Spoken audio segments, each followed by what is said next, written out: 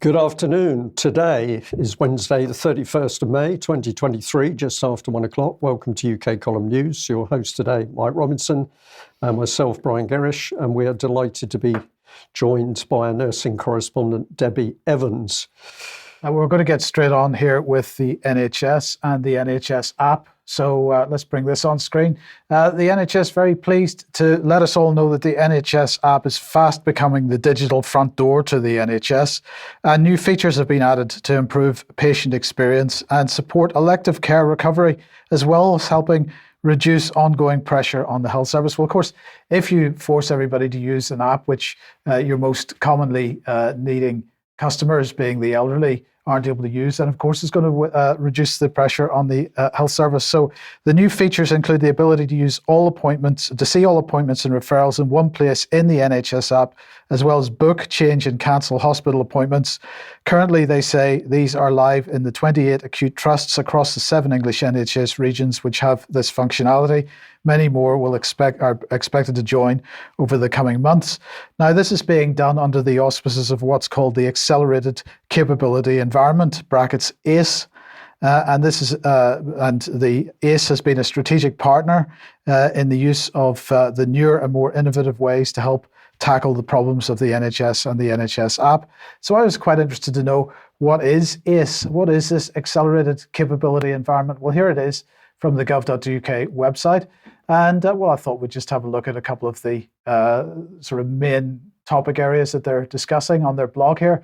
So ACE Research Network growing further together. So ACE brought together government has customers now, academics and businesses from across the Northwest at the first of a series of events designed to extend the regional reach of our research network. That's the top story at the moment on the blog. But let's just have a look at some of the other stuff here. Getting industry perspective on frontline policing. That's part of ACE as well. Okay, well, that's not too health related, but okay, let's keep going. Scaling the accelerated capability environment through renewed public-private partnerships. Maybe we get a clue as to what's going on there a little bit more. Let's scroll on down the page a bit. Exploring how AI can make the NHS more effective and efficient. So that's part of ACE too. So who is behind this? Well, the lead organisation behind ACE is, in fact, Kinetic, the defence contractor. And they have this thing called the Vivius framework. So let's just have a look and see what they say about this. They say the accelerated capability environment solves rapidly changing digital challenges facing law enforcement and national security agencies. So they're now getting involved in the health service and the NHS app. We bring together, they say, experts from industry and academia to innovate collaboratively and create mission and impact at pace, typically weeks and months rather than months and years, typical of large delivery programs. They go on to say, we are a home office capability within the Homeland Security Group that was founded in March 2017 with an initial priority of helping solve frontline challenges in the area of communications data and lawful intercept. So then this becomes a very interesting situation because, Debi, my question then is, what is the NHS app? Is it in fact about creating the digital front door to the NHS, or is it more about data collection and lawful intercept of data that's traveling through the NHS app? And is this about healthcare, or is this more about some kind of military industrial effort, some kind of fusion between defence, the government, private corporations, healthcare, and so on? It just seems like a very interesting little nest of vipers here. Yeah, I think it's more than a nest of vipers here, Mike. I think it's surveillance. This is all about data. We've been talking about how precious data is for a very long time. And, you mentioned the Homeland Security Group. I mean, yes, we are looking at military. We are looking at something very sinister. And I think the NHS app is just the start to a one app for everything. So in the end, you're going to be able to do your banking, all your healthcare records. You're not going to be able to access anything that we access today without the app, which is why I'm suggesting that as the NHS want that as the front door, we slam it in their faces because they can't function unless we all sign up to the app. Yeah. Well, I where it started out, Mike, I just picked up on I think it was your first slide, and it's saying that it's a research network. So in the first place, it's not designed to deliver a result because it's a network of research which is ongoing. So this is not delivering a product which is going to be beneficial. This is research. But yeah, it's very clear that what you've got here is a fusion of data, and this is not going to protect people or make them better or cure illnesses. This is principally about tracking every aspect of their lives. But the cynicism really of this, or the cynical nature of this so-called initiative for me comes back with the basic fact of how many older people can actually use apps, and the answer is very, very few of them. So this is never going to help elderly people. This is only a sop to their so-called AI and high technology policy. I mean, in my local village, where I suppose the average age is quite high, what do I hear on a daily basis? That nobody can get a GP's appointment. They can be telephoning all morning and they still won't get an appointment. So are they going to use an app? Of course they're not going to use an app. Okay, Debbie, let's move on to the MHRA then. And well, we're making the collaboration with other countries' regulators. We're building an Uber regulator, it seems. Yeah, we are. We're all part. Many people will have heard me talk about the Access Consortium before now, and this is basically when we left Brexit. What role does the MHRA play? Well, we're going to have to jump into collaboration with other countries. So, Access Consortium is Australia, Canada, Singapore, and Switzerland. We only joined in 2020. So now it looks like everybody within the NHS, which is all of us here in the UK. Let's face it, we're going to be the experimental lab rats to get breakthrough drugs fast-tracked into our system by foreign regulators. So the Express carried this story. And, it just goes to show that we are going to become the experimental lab rats. And not only that, the situation gets worse because we're going to be encouraging GPs as well to trial drugs. Everybody in the UK that is involved in the NHS, which we can't opt out of, we are going to be used as the experimental lab rats. There you can see GPs urged to trial experimental drugs on patients. And this is, of course, being cleared by the MHRA. They've been told to cut the red tape and speed up approvals for medicines. And it's also been asked to approve clinical trials within 60 days of submission. Now, this all follows the O'Shaughnessy review and the O'Shaughnessy report, where they are absolutely desperate to speed up clinical trials as fast as they possibly can. And they're going to use the UK first. Not only that, they're going to incentivize our GPs to do it. So I can see now where the Lord O'Shaughnessy report comes in, because perhaps now, if we're not going to give doctors pay rises, we're going to make up for it with incentivizing them to use experimental lotions and potions on us. And the way they're going to do it is they're going to apply through something called the National Clinical Impacts Awards. And this is a .gov.uk. So how are GPs going to be paid, and are they going to be paid for experimenting on us? And will we know if those experiments are even taking place? So, Debbie, the thing that struck me when I read the MHRA's press release on this was it seemed like one of the mechanisms that they were going to use to fast track drugs was that they were just going to take a foreign regulator's word for it. So if the Australian regulator decided that a particular drug was satisfactory, then by default that would become satisfactory in the UK as well. So rather than there being any kind of validation between countries, then the word of one country is just taken. So that seemed like a step backwards in terms of patient safety to me.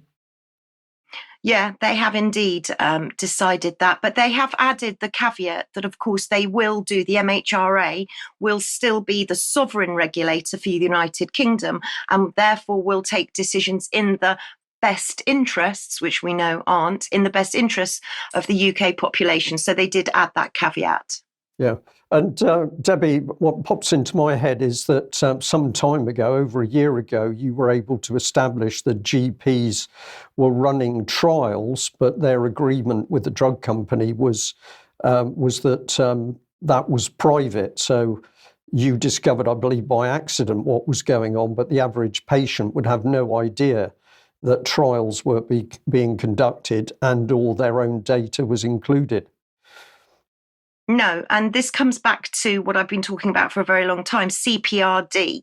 This is the register that your GP may have signed up to with the MHRA, but more to that, more on that as we go along, because as I was trawling the internet, as I do every single week for material on either the MHRA or Dame June Rain, I found a very freshly published lecture from Dame June Rain. It's called Translating Science into Healthcare. What is the regulator's role? Now, as you can see, I was only the 10th person to see this. It's very fresh, and it's very, very important that people look at this. This was a lecture she delivered on behalf of the PHG. Now, all I'm going to say about the PHG is that they're a think tank based in Cambridge, and they used to be called Public Health Genomics.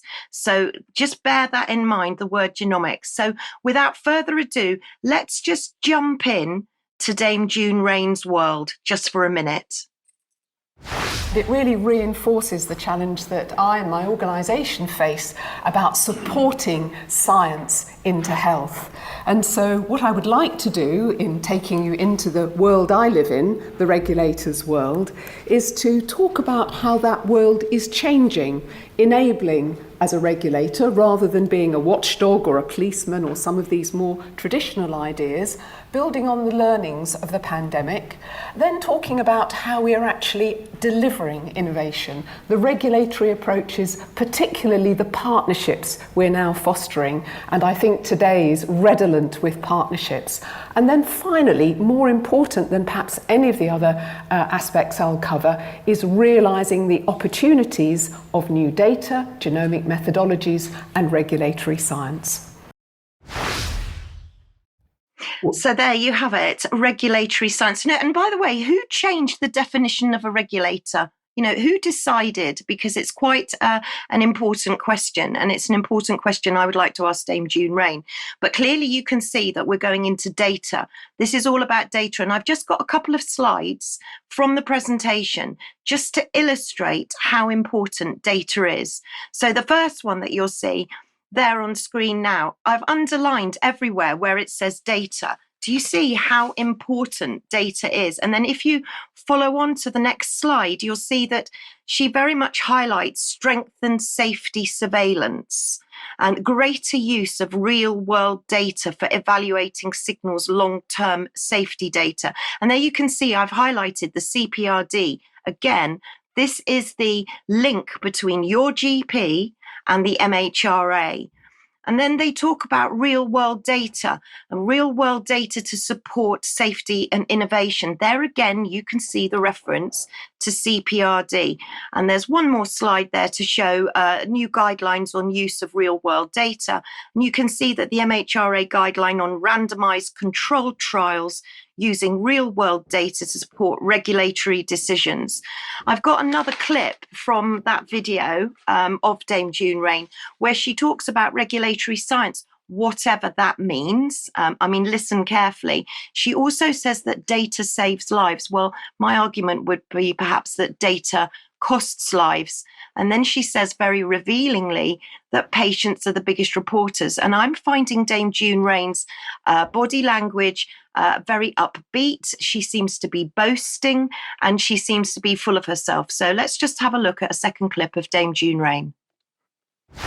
How are we going to be using new data sources? Absolutely putting genomics like a stick of rock throughout regulation and regulatory science, whatever that may mean. We know since Ben Goldegg delivered his very important report that there is work to be done to be a trusted environment for research, and that work, I'm pleased to say, is ongoing. And the government's response, data saves lives, is absolutely nailing our colours to the mast. We are the guardians of an important data set, the clinical practice research data link, and it's a responsibility to make sure that that is used to its absolute fullest potential. Traditionally, our real-world data source, including CPRD, has been used in a really very planned way to conduct epidemiological studies, usually on drug safety signals. And I'm talking here about the regulatory use. It's been really important. We wouldn't have shown pertussis vaccine was safe in the 3rd trimester without carefully planned academic studies. We wouldn't have had the really rather rapid knowledge working with the London School of Hygiene and Tropical Medicine around risks like Guillain-Barré or Bell's palsy with the COVID vaccines. So that hand-in-hand approach with academia, but a very traditional utilisation of our data.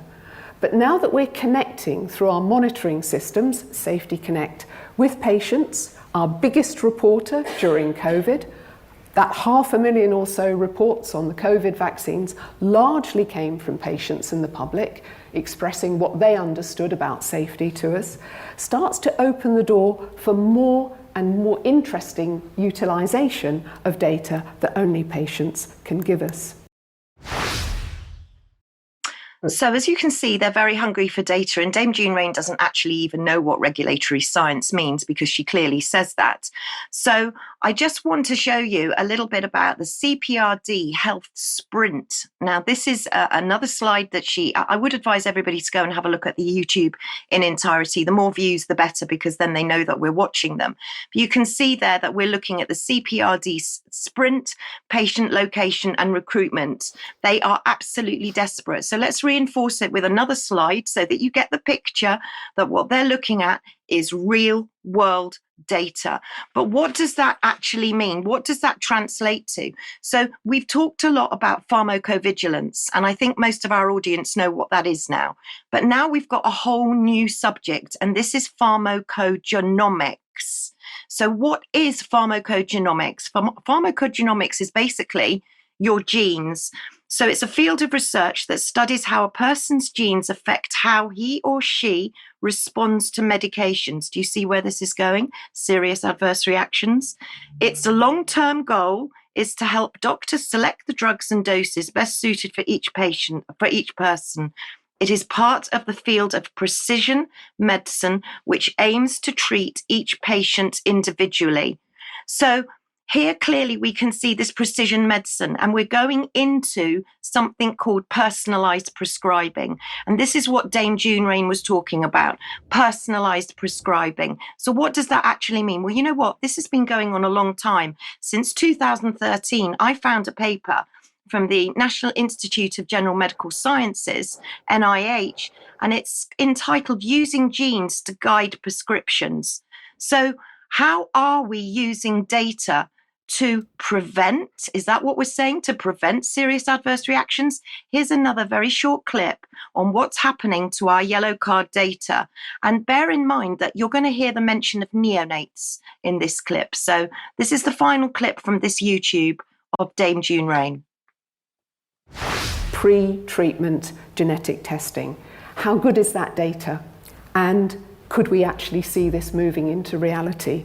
Well, I'm delighted to say, and I know Genomics England, I hope, would say exactly the same thing, we are on the cusp of moving forward to maximising the use of our yellow card data to be able to study in depth through whole genome sequencing what those risks are. And I think anyone who listened to the news that neonates would now be tested for gentamicin ototoxicity risk might have asked, when was that genetic mutation first discovered? 25 years ago. We've waited 25 years. We shouldn't be having to do that. It should be a systematic approach so that we are then able to translate science into healthcare without unnecessary delay. The PREPARE study, you may have seen in the Lancet, actually showed that preemptive testing using this 12-gene pharmacogenetic panel would actually reduce the clinically relevant adverse drug reactions by about a third. So there you have it. Do new parents know that their newborns are going to be screened? Have they given permission? Have they given consent? Do they know what their newborns are going to be screened for? So the clear plan is to genomic sequence all of us so that they can eliminate serious adverse reactions. So no one's to blame. You have to blame your genes. So to reinforce that, there's another slide, couple of slides, and then that's the end of this segment. But basically, we will be using genomic data to prevent adverse reactions. That's the way forward. And the MHRA is no longer a regulator as we would expect a regulator to be. It's an enabler. So there you have it. Dame June Rain. Yes, sorry, there is a couple of slides there. Pharmacogenomics and drug safety. You can see there, look, right at the top, how much money it costs the NHS due to hospital admissions. And then onto the next slide, which is using genomic data to prevent adverse reactions. And you can clearly see there, I've marked it in red. We're looking for a data pool. Yellow Card Biobank starts on June the 1st. And this again is going to be genomic sequencing. So in summary, just absolutely very quickly in summary, the role of the regulator is changing from watchdog to enabler, building on the learnings from the COVID-19 pandemic. Our focus is supporting access to safe innovation, maximizing use of new science, tools and technology. Partnerships with purpose will be key to delivery, with focus on driving pathway from discovery to deployment. So again, my big question is, who changed the definition of regulator? Debbie, that's an absolute key question. Just as a little summary, I've been following very carefully what you've been delivering there. So we've got the MHRA, which says it's not a regulator. It's not there to control what's going on and to protect the public. It's going to be a partner with the drug industry in developing new products, and those are increasingly going to have a genomic component. They're going to be an enabler. They're going to help the drug industry to make more profits. And then this cavalier attitude where she talked about a stick of rock while she's laughing to herself. I found what came into my mind was the story. Let's take one drug, sodium valproate. And as a result of that drug, over 30,000 young children were damaged. And of course, the first child that died, Helena Bai, her mother is still fighting for the truth about that case. But what's June Rain saying? Well, we don't really care about people reporting damage from pharmaceutical products or jabs via the yellow cards. We got 500,000, ha ha ha. But that is simply going to enable us to work as a partner with the drug industry making more profits. This woman is, in my opinion, she's exceptionally dangerous, because if she believes what she's saying, and I think she does, she's not interested in public health safety. She is simply caught up in this, in the future, everything will be okay. And the scientists who failed to date to produce safe drugs will be in a drug-driven utopia. I mean, Mike, I don't know what else to say, but June Rain is not fit for purpose. Well, that is a fair point. Don't have anything to add, really. We'll leave it to the audience to think about that. Well, if this is what's happening for the UK public, that we've got safety out of the window, of course, we can get more deaths in Ukraine. And let's have a look at how things are going. Well, things are not going well in Ukraine because the Western narrative is falling apart. And we can get a clue to this by actually having a look at the sheer propaganda that's now coming out of agencies such as the UK Ministry of Defence. So this was part of a little tweet earlier today. Since the start of May 2023, Russia has increasingly ceded the initiative in the conflict and is reacting to Ukrainian action rather than actively progressing towards its own war aims. Now, this is a simply ridiculous claim, because the reality on the battlefield is that Russia has forced Ukrainian troops into what is a meat grinder, both in the assault on Bakhmut, where the Ukrainians poured more and more troops in who were killed and maimed and injured. But of course, we've now got Ukrainian attacks against fortified Russian positions, and the only result of those attacks is more Ukrainian casualties. So Ukraine, the reality is that Ukraine is being bled dry of troops under intense Russian shelling. No, there is no shortage of Russian shells. Intense Russian shelling and air attacks across all fronts. The Ministry of Defence went on to say that during May 2023, Russia has launched 20 nights of uncrewed aerial vehicle and cruise missile attacks deep inside Ukraine. Russia has had little success in its likely aims of neutralising Ukraine's improved air defences and destroying Ukrainian counterattack forces. On the ground, it has redeployed security forces to react to partisan attacks inside Western Russia. Well, the reality is that Russia's already destroyed the Ukrainian Air Force, and it's largely destroyed the Ukrainian air defences, including the delivered Patriot systems. And the recent Ukrainian swarm drone attack on Moscow, with anywhere between 20 and 30 drones, was simply defeated by Russian air defences and their electronic warfare systems. A couple of the smaller drones did hit buildings, but overwhelmingly in military terms, the Russian defence was truly remarkable. I'll come on to that in a minute. NATO-sponsored attacks by Ukraine inside Russia have been neutralised by the border security forces and the Russian Air Force and didn't involve any significant extra troops on the Russian side. Mod went on to say that operationally Russian commanders are likely attempting to generate reserve forces and position them where they believe a Ukrainian counterattack will occur. However, this has probably been undermined by uncommitted forces instead being sent to fill gaps in the front line around Bakhmut. This is more nonsense because the reality is that Russia now has some 500,000 men in reserve and is well placed to deal with any major Ukrainian counterattack. But the reports from Ukraine and on the battlefield increasingly suggest there will be no major Ukrainian counterattack because they simply do not have the troops or the material. This is another tweet here, and this one tells us even more. It says, a comment by the Chief of Defence Intelligence, Adrian Byrd, who was speaking at a RUSI event. The pace of technological change will allow our adversaries to achieve a rapid evolution in their capability to challenge the UK and our interests, and we must keep pace. This comment is very significant because the reality is that Russia's demonstrated that US, UK, EU and NATO, those organisations have no defence against its hypersonic missile capability, nor do they have any offensive or defensive capability against Russia's integrated air defence systems.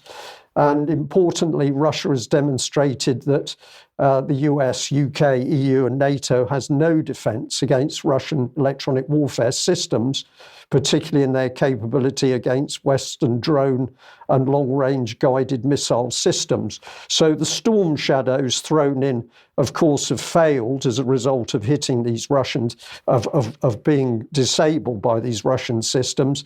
And the real reality that we can see in this tweet is actually panic, that there's realization that Russia now outstrips the US, UK, EU and NATO in its ability to assemble manpower and its huge shell and munitions production, which outstrips the whole of the EU and the US combined, and its ability to produce battlefield weapons and sensors, which are performing and outperforming US and NATO equipment.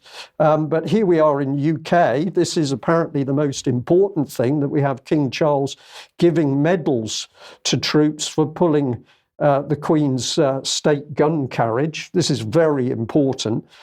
So we can't field a proper army. We can't fight a major war but we've got plenty of medals for pulling a state gun carriage. This is fantasy land, and the king should be appalled at his own behaviour, because if he was doing his job with all the dripping gold braid, he would be looking into the real issue as to why the military's been undermined. But instead, we've got a pantomime of issuing medals. Yes. Okay. Well, let's move on to the Zaporozhye nuclear power plant situation. And here is the head of the International Atomic Energy Agency, Rafael Grossi, speaking at the UN Security Council yesterday. He was presenting a 5-point plan on how to protect and how to keep the Zaporozhye nuclear power plant protected in Ukraine. Now, a key issue that he raised was the fact that electricity supplies have been cut off to the power plant on several occasions. And that required then therefore that cooling water and so on, pumps for that were being powered by diesel generators instead. Let's just have a look at a quick video clip just to get an impression of what he was saying. There have been 7 occasions when the site lost all off-site power and had to rely on emergency diesel generators, which is, as you know, the last line of defense against a nuclear accident, to provide essential cooling of the reactor and spent fuel. The last one, the 7th, occurred just 1 week ago. We are fortunate that a nuclear accident has not yet happened. As I said at the IAEA Board of Governors last March, we are rolling a dice. And if this continues, then once day our luck will run out. So he's absolutely clear, although he did not say who was responsible for the power failures for the pumps and so on. And just for the sake of clarity, it is Ukraine and the Ukrainian government has been switching off the electricity to the Zaporozhye power plant. So he didn't say that in his presentation, but very clear what the potential results would be if this kind of behavior continues. Now, a couple of months ago, he met with Zelensky. I think this was in March. So he met with Zelensky and they visited the Dnipro hydroelectric power station. And he said in his tweet at that meeting, "We met with Volodymyr Zelensky today in Zaporizhzhia. We had a meaningful exchange of views on the protection of the Zaporizhzhia nuclear power plant and its personnel. I reaffirmed the IAEA's full support for Ukraine's nuclear facilities." But in response, or at the same time, Zelensky said that basically if the IAEA were not able to get the Russians out of Zaporozhye, then Ukraine would resort to other alternative means. So that continues to be an extremely dangerous situation, therefore. So what was Britain's response to the presentation by Mr. Grossi at the UN Security Council? Well, here is the lovely Barbara Woodward, who said that just the usual thing. Since the start of this full-scale invasion, Russia's reckless actions at nuclear facilities across Ukraine have threatened the safety of Ukrainians and the international community. Let me be clear, Russia's control of the Zaporizhzhia nuclear power plant is illegal and continues to pose a serious threat to the facility's safe and secure functioning. Well, let me be clear. Russia is absolutely running, despite the fact that it's understaffed, is running that power plant in a safe manner at the moment and is protecting it at the moment. So this statement by Barbara Woodward is utterly insane, in my opinion. Particularly against the background that, of course, the UK has pumped in the depleted uranium, which is now clearly airborne from the information that we're seeing. So the hypocrisy of this woman and of UK is breathtaking. Yes. So more propaganda pushing a Western narrative here.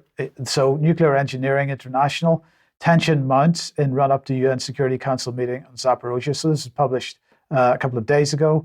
This is the kind of thing that they're saying. First of all, they're claiming that Russian military analysts suggest that retaking control of Zaporozhye nuclear power plant is one of the objectives of the coming Ukrainian offensive. Well, that may well be the Russian view, but this article then goes on to push the conspiracy theory from Ukraine that Russia is going to carry out a false flag on the nuclear power station there.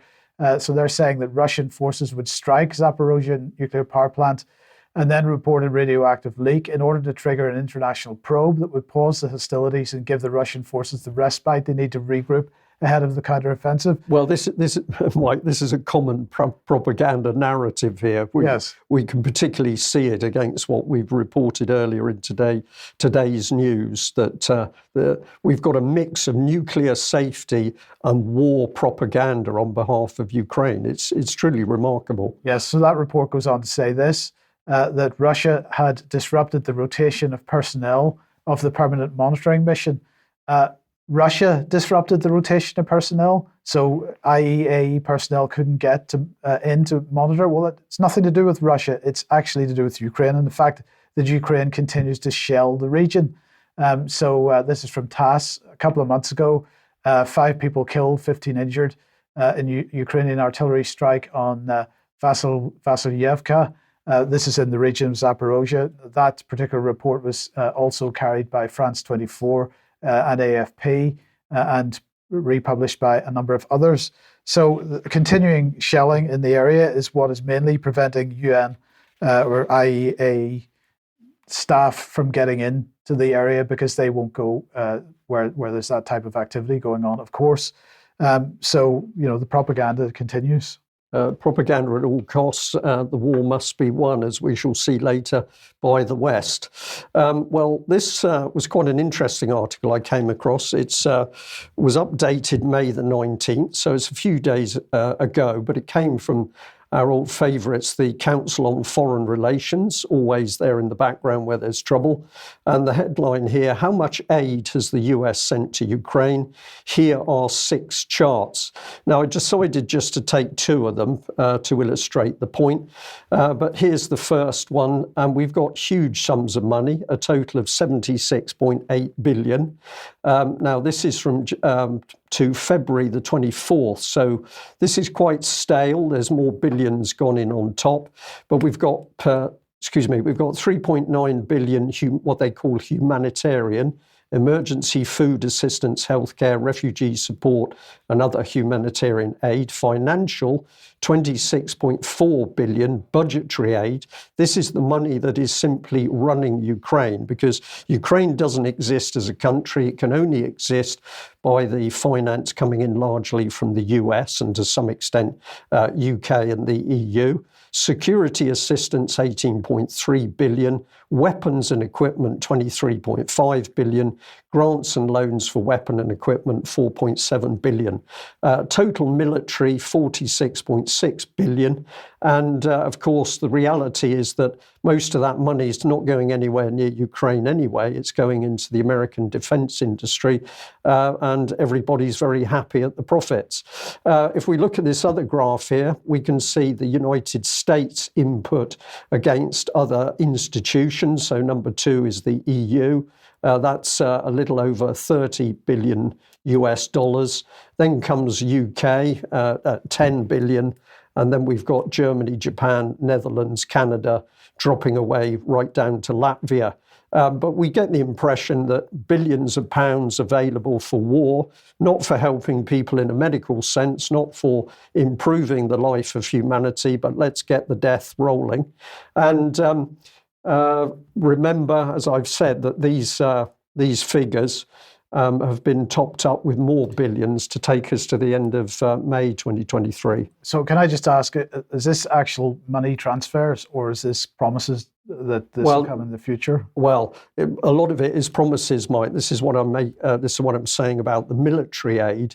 This is not aid that goes into Ukraine. It's money that's spent in the US, and then a few old pieces of military equipment are delivered to Ukraine. So the thing is a con, not only on the Ukrainians, but of course on the world public. And I'll comment on that a bit more. But let's think about those figures against the backdrop of who's pushing for the war. And let's bring our old friend Victoria Newland on screen. And even as you plan for the counteroffensive, which we have been working on with you for some 4 or 5 months, we are already beginning our discussions with the Ukrainian government and with friends in Kyiv, both in the civilian side and on the military side, about Ukraine's long-term future. So I hope people picked it up. What she says very casually is we have been working with Ukraine on the offensive for months.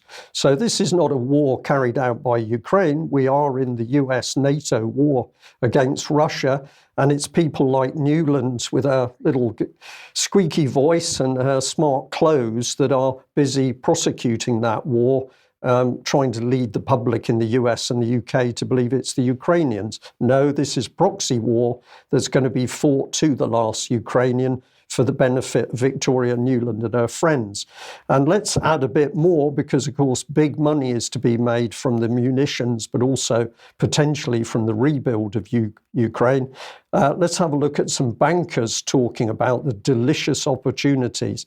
Now, I believe this lady is an executive from Citibank, but I don't know her name. If any of our viewers or listeners can help out with identifying her, I would like to know. Let's have a listen.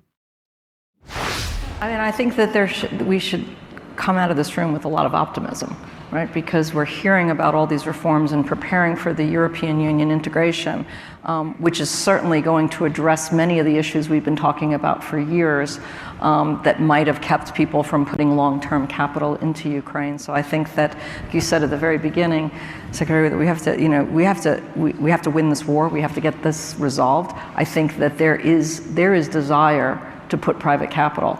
We need the enabling capital now, but I know even with our own conversations internally in Citi that, and we do have lines to clients. We do have the ability to keep the business going to a certain extent, and thankfully, because of the different development organizations that can provide some backing in the ECAs, we're going to need that ECA multilateral development money. But I can't emphasize enough that the behavior and the products that they provide are going to have to change in order to mobilize the size of private capital that we need. We need to scale this at a level that we haven't seen in the past. And so this, and I can't underscore, and I know my colleague here agrees with me in terms of some of these reforms and these new products and services that we're going to need to mobilize the private capital. So it's very clear there, we, the bankers, we need to win this war, and we're going to have to pour in the money, but we've got to get in the products and that private funding in order to get more profits out of the war at the end of the day. So very, very clear what's going on. But let's just really put the seal on it, because the Council on Foreign Relations was kind enough to tell us in very simple terms what's going on. Let's look at this. Every year, the United States sends billions of dollars in aid, and much more than any other country, to beneficiaries around the world in pursuit of its, quote, security, economic and humanitarian interests, unquote. So this is not about love and human kindness, helping countries overseas. The Americans are only putting in money if they get a security benefit or an economic benefit or some other benefit out of the funding. Okay, let's move on. If you like what the UK Column does, you would like to support us, please head over to community.ukcolumn.org, where you can join us as a member. That would be very much appreciated. And of course, you get access to UK Column News Extra, which will be happening after this programme.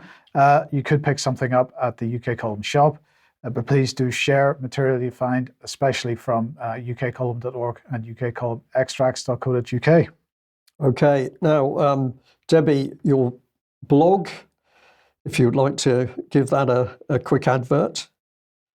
Yes, my blog this week is about something that we're going to speak about in a bit, which is the SKY-CoV-1 new injection, and about what the agenda is with life sciences. And I think you'll find that it's quite interesting what Jeremy Hunt's been up to. So please have a look at my blog. Okay, thank you for that. I'll just pop this one on screen because a lot of our viewers and audience are very interested in protecting children. And a comment was made particularly about this Mail article, exclusive. Duchess Anytime, Jeffrey Epstein's private diary reveals he met with Sarah Ferguson at his Manhattan mansion while under house arrest for having sex with underage girls. I'm going to encourage people to go and have a look at this article because there's some very interesting material detail in it, but we've got photographs showing Ferguson cuddling up to Epstein's driver and housekeeper. And then there's even internal memos where they're asking, will the Duchess visit on Tuesday and Wednesday? To which Epstein apparently replies, Duchess, she can come any time. So there's a lot of detail here. And I'm going to say, did King Charles not know what was going on? And my personal opinion is, of course, he knew what was going on, but now the truth is starting to come to the surface. Now, last week we talked about the energy cap reduction for July, and the Ofgem did publish that a couple of days ago. But I just wanted to highlight one particular aspect of what they were talking about. So they mentioned that the new price cap is £2,074, and they said that the price cap reflects the cost of supplying energy to our homes and sets a maximum amount suppliers can charge per unit of energy bought on the global wholesale market. The updated figure shows the drop in wholesale prices we've seen on the forward market. But they go on to say this. They say that gas prices have come down a lot in the last 6 months. And they say that prices for gas to be delivered this summer are nearly back to historic normal levels, falling almost 70%, because Europe is well supplied for the moment thanks to high storage levels after a mild winter. But they say prices for delivery next winter, which energy suppliers pay as they need to buy in advance, are about twice as high as summer prices. So this is because of the risk of a cold winter, in which European countries will need to pay more to secure alternative supplies and make up for Russian supply cuts from last year. So what Ofgem is doing here as the regulator, or are they an enabler? It's hard to say these days what the role of a regulator is. What they are doing here is justifying what most people regard as fairly obscene profits being made by energy companies who are taking advantage of the fact that the cost of generation of the energy isn't costing them anymore, but that the scam of wholesale energy markets allows them to make a massive profit on the wholesale end. Now, they will then, of course, claim that they're not making any profit, or they're making a small loss, or they're making a very small profit on the retail end.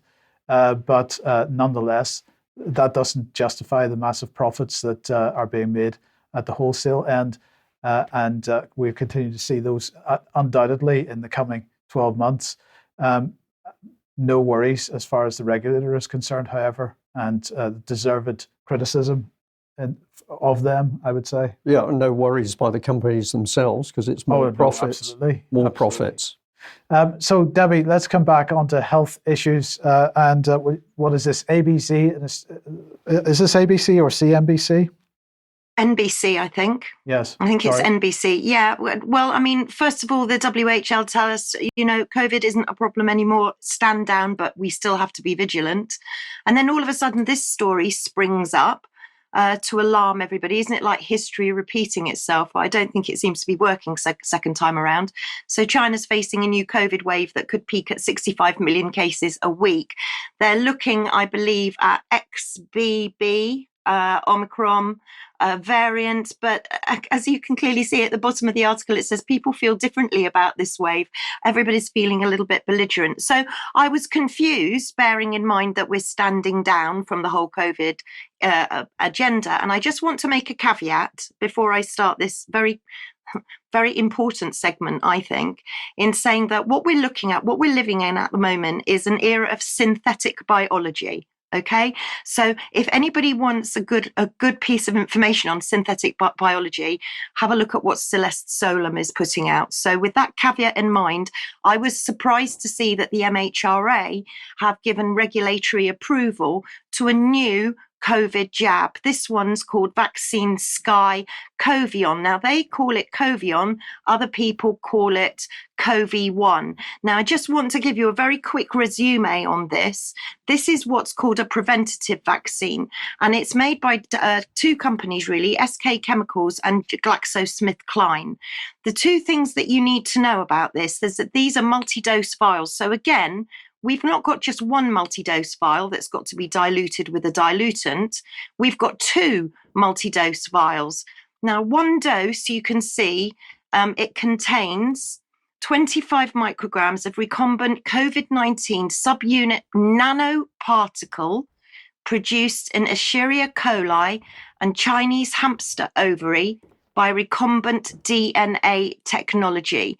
AS05 adjuvant is composed of squalene now and polysorbate, you might see there. Now, this is very concerning because this injection is being rolled out in the UK. And I know that because my mother received a text to say that she could be invited for a booster, but it may contain squalene. As far as I know, no other injection contains squalene. So that would indicate to me that they're giving this to people that have already had other jabs, i.e. Pfizer, Moderna, AstraZeneca. So that's just important just to highlight.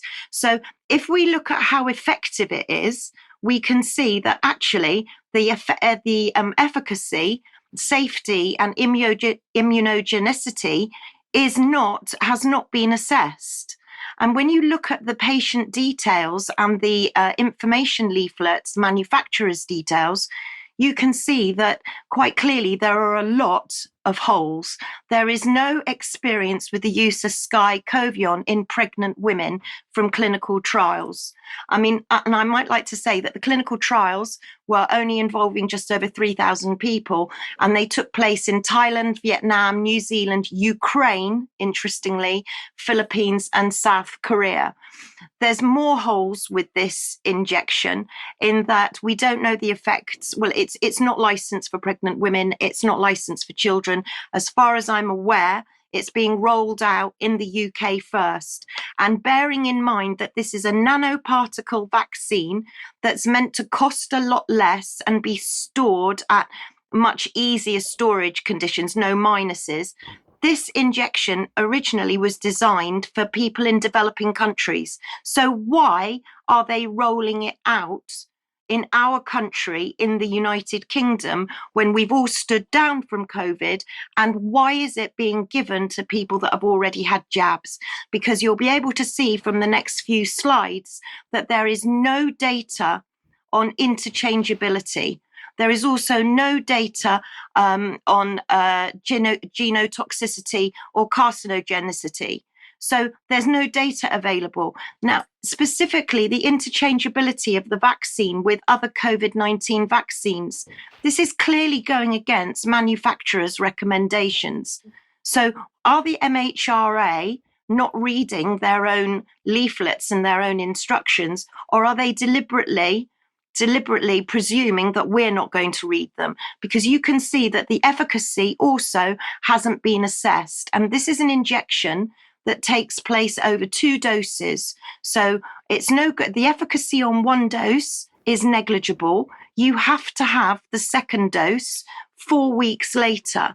Now, I'm really concerned about this. On the GlaxoSmithKline website, because the adjuvant is added by GlaxoSmithKline, so it's a combination of 2 companies. On the GlaxoSmithKline website, they describe Sky-Covion GBP510 as a self-assembled nanoparticle vaccine candidate targeting the receptor binding domain of the SARS-CoV-2 spike protein for the parental SARS-CoV-2.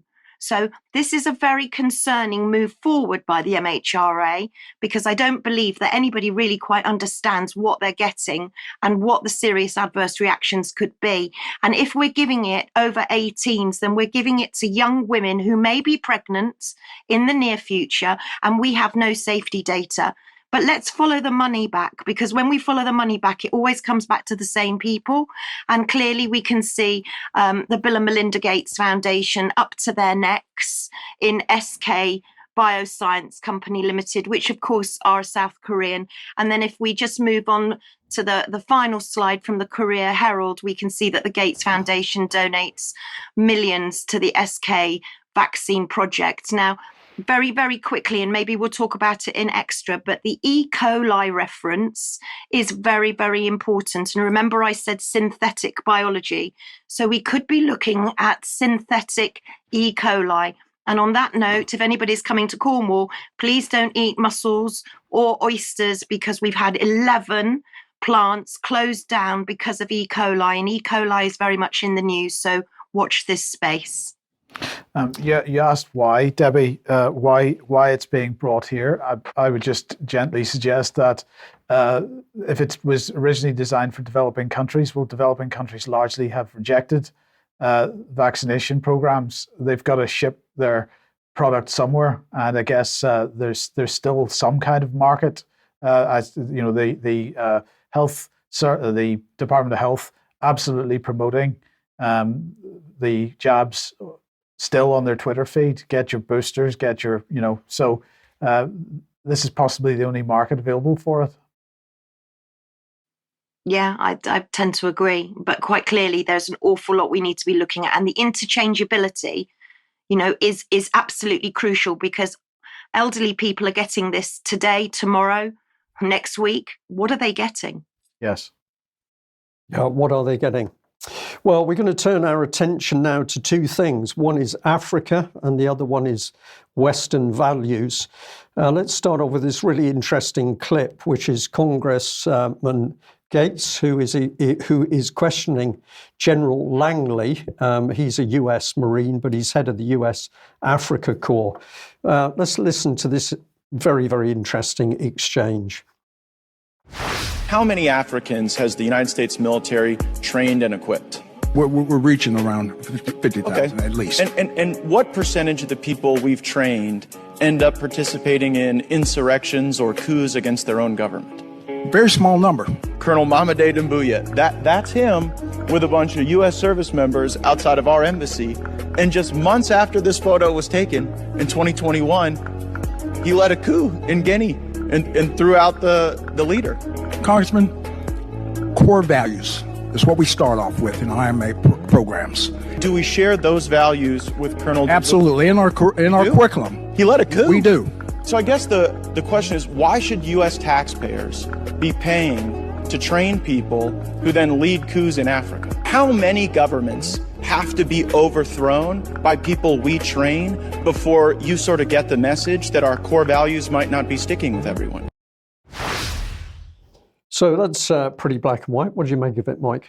50,000, and that's what the United States is doing. The UK is doing the same, of course, probably not to the same scale, but nonetheless contributing to it. Helped by BBC Media Action, which takes control of the media in the target country. And then, oh dear, by some amazing coincidence, we get insurrection and trouble and violence. Well, of course, one of the things mentioned there was our core values, and we know that core values have now become unified across the US and UK in particular. Let's have a look at the next video clip showing you our core values at work in Poland.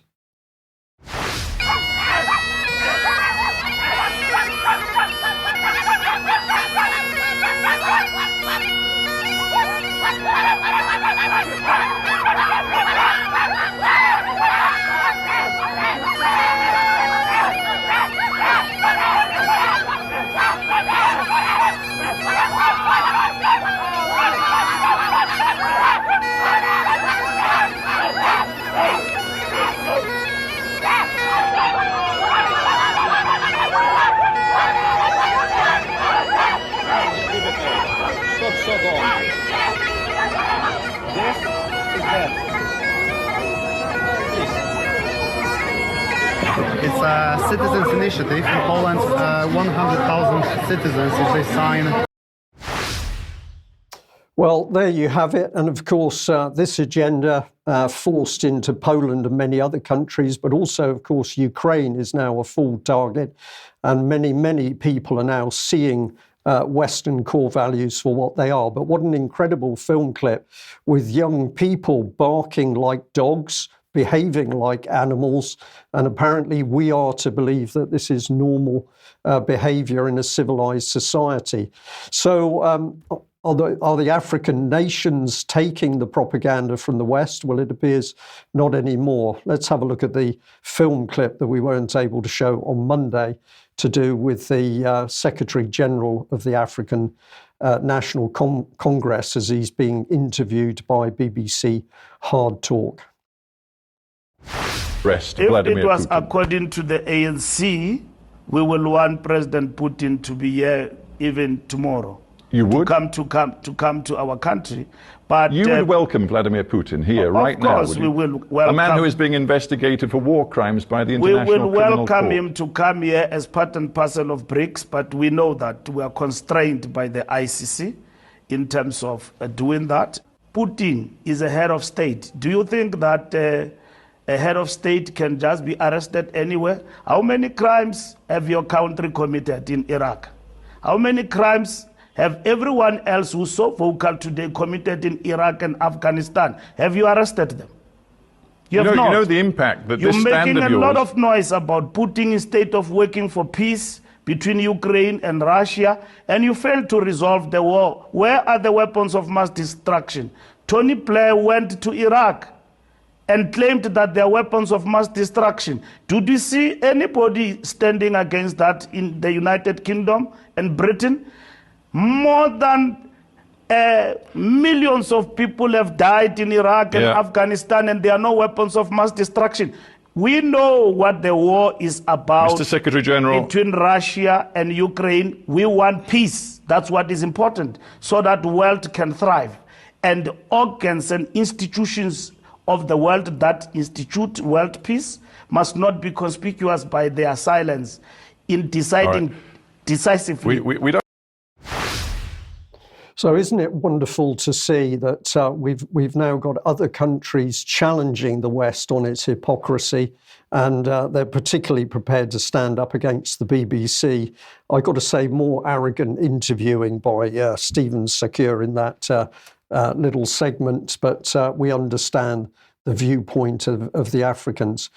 We should also pay, he's talking about Tony Blair taking Britain into Iraq and so on, but let's not forget that the person that gave Tony Blair the justification for it is currently pushing, as we mentioned on Monday's programme, very, very hard for the same kind of intervention in Russia and China. And that, of course, is Richard Dearlove, who provided the so-called intelligence that brought us into Iraq. But we have another little clip from South Africa as well, because BBC Hard Talk didn't just interview the ANC, they also interviewed the leader of South Africa, described as a radical populist economic freedom fighters party. This is Julius Malema, also talking about Putin. Let's have a listen to this.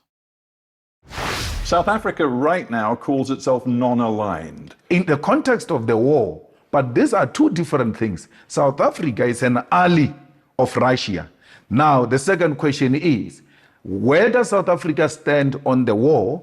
It says, I'm a non-aligned in relation to war, but Russia remains South Africa's friend. So we cannot create confusion around there.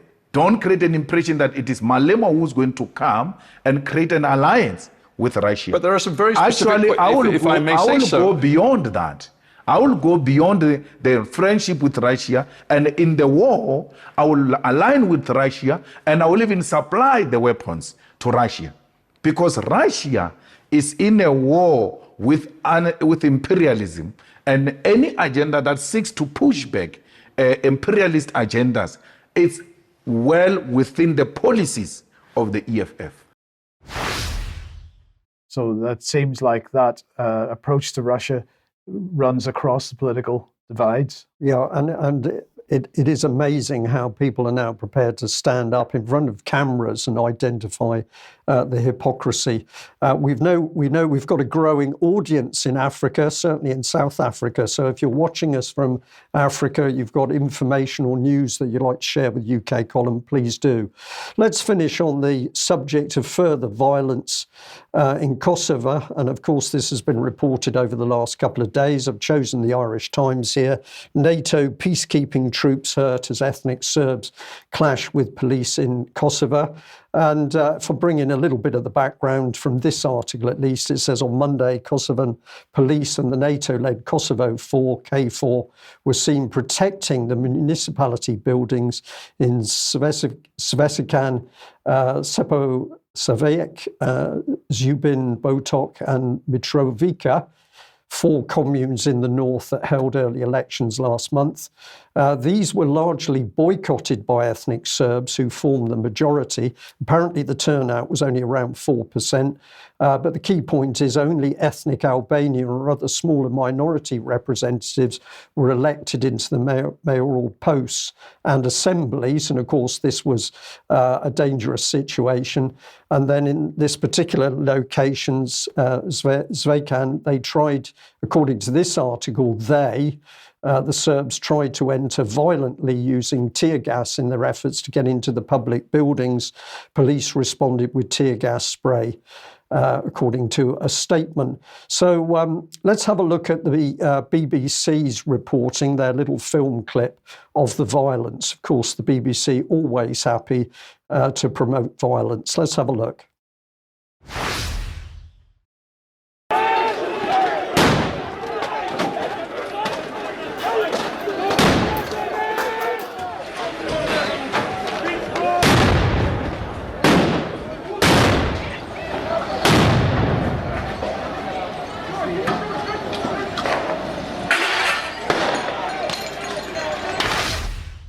So pretty unpleasant stuff. Pay attention to the gentleman who was in quite drab clothes. He's largely got a bald head, but a little bit of hair on top, and he's battering at the police lines. But what I was interested was that if you look at, it could be the same or another clip, but we just see a bit more. We detect something different about the start of the violence. So let's have a look at this second clip.